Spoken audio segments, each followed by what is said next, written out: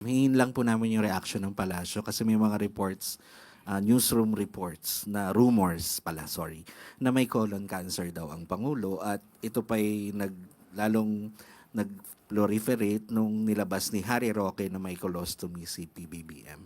Ayun na nga po ang masama ay kasi mga rumors, mga chismis, walang katotohanan na nakakapanira sa gobyerno, nakakapanira sa Pangulo, na nakakaapekto sa ekonomiya. Kung manggagaling lamang po din kay Harry Roque na isang masasabi na natin isang fake news peddler, nakita naman po natin ang video, yung kabuuan kung saan itinaas pa po mismo ng Pangulo ang kanyang mga kamay habang siya'y kumakaway sa ating mga kababayan at kitang-kita po na ang sinasabing larawan o ipinakitang larawan ni Harry Roque ay pawang kasinungalingan lamang. Huwag na po tayo maniwala at nakikiusap po tayo. Huwag na po natin dalhin sa anumang usapan ang mga fake news peddlers katulad nila.